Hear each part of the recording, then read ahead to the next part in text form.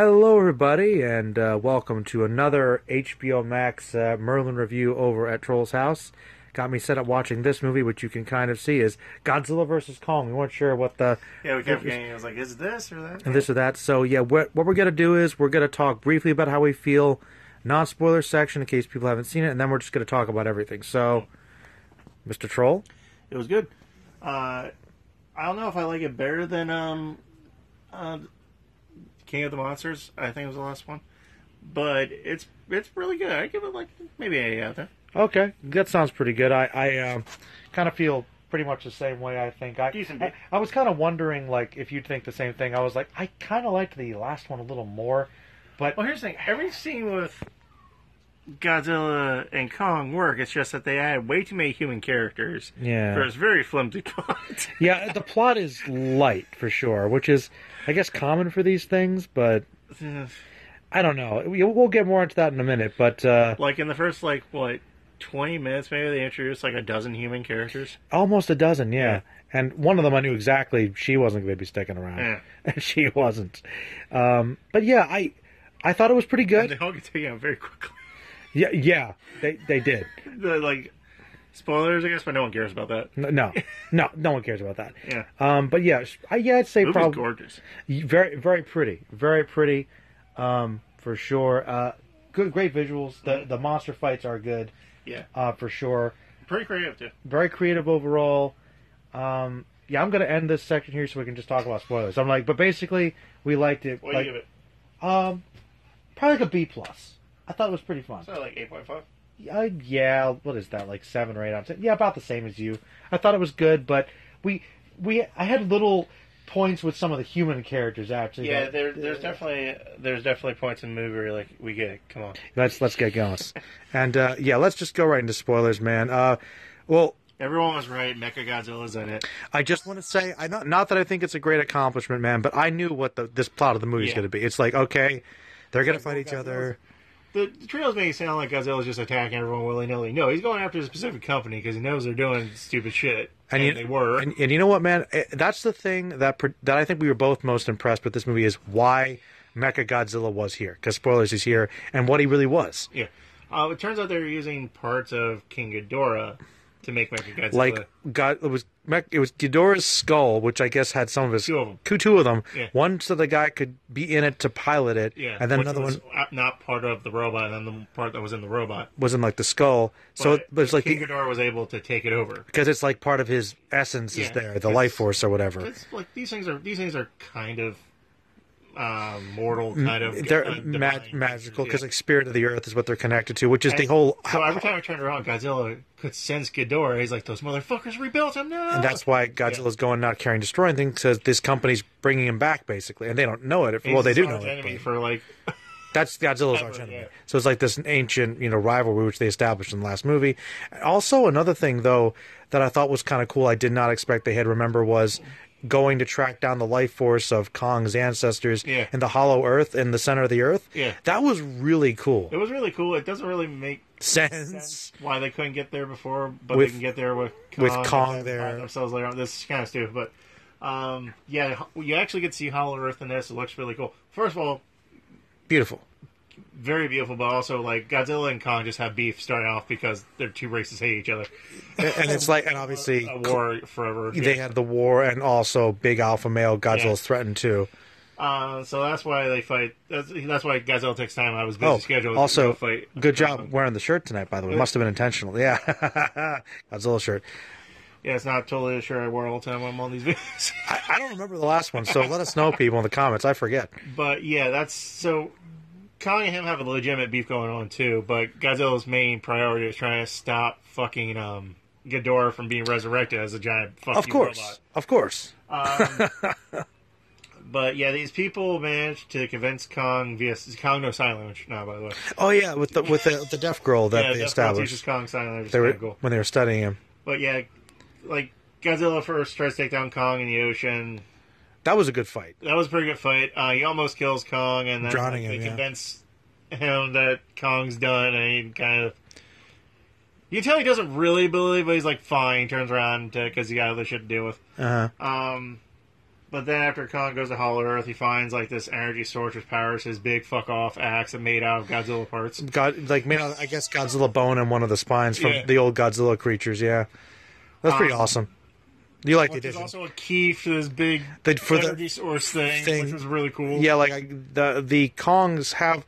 I could buy all that stuff that they figured out, but they were advanced enough to make steps and columns and chairs and a door. So maybe more advanced later on. Who knows? Yeah.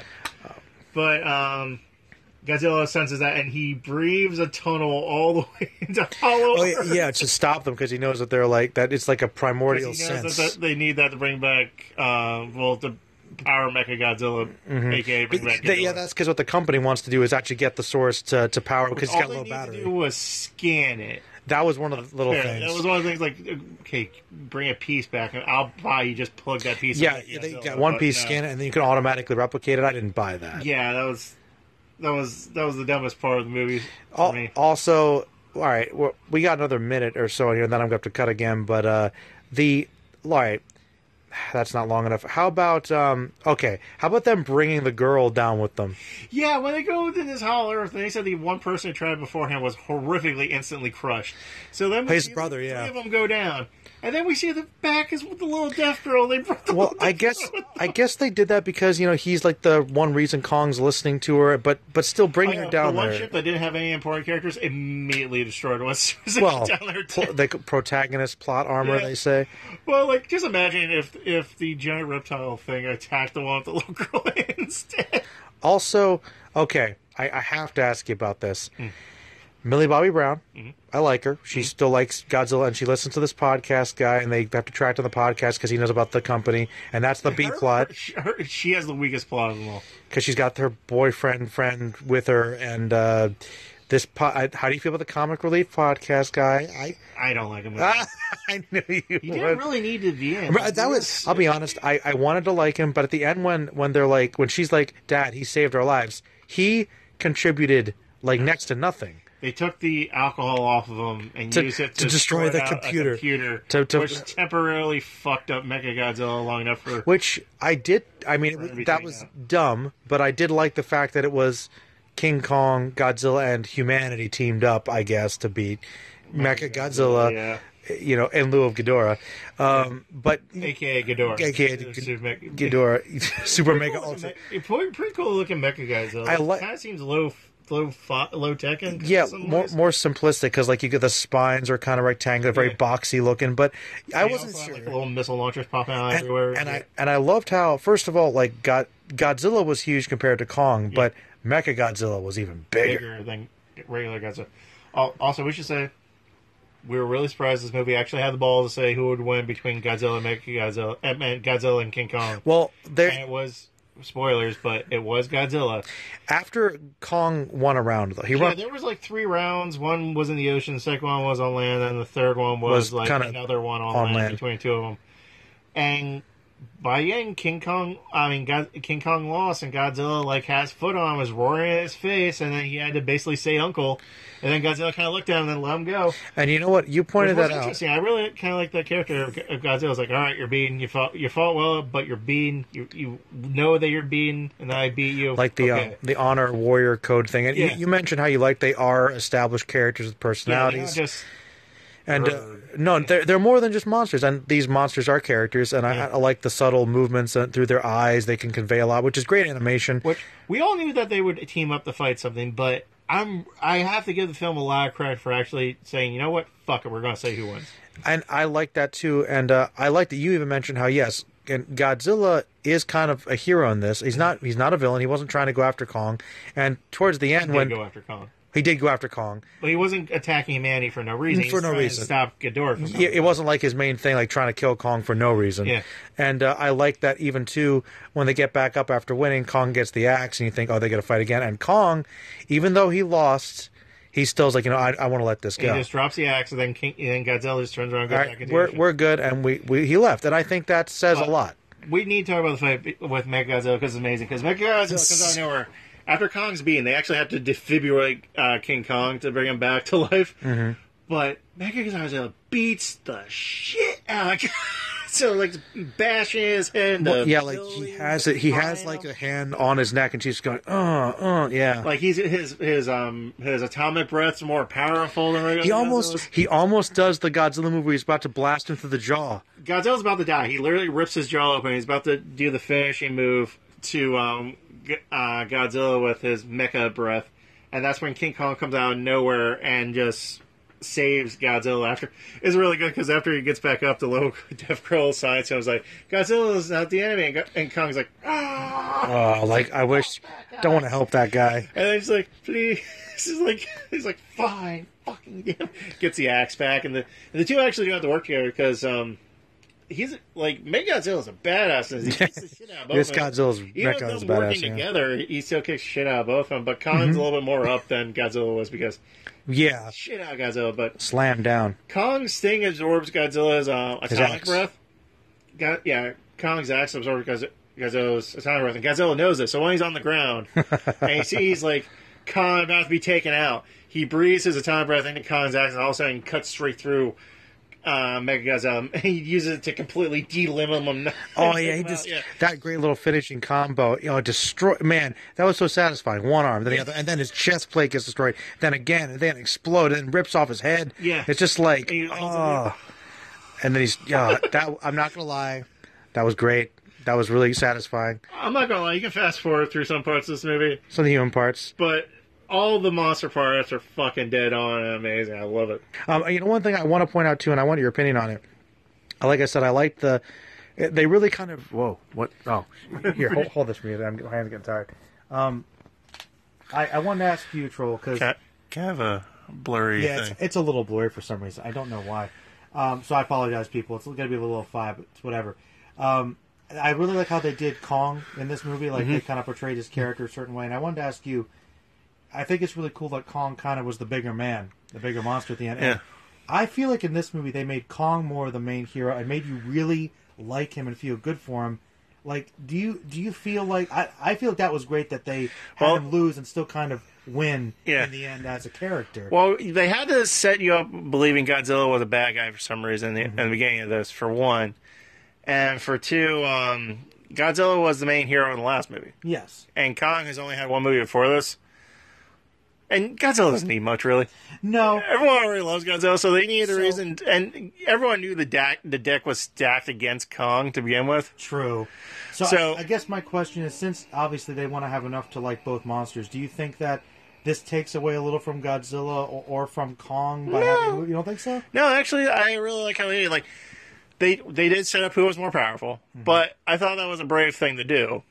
And do you like Kong more in this now? Because remember you were excited about the axe. He's got an axe.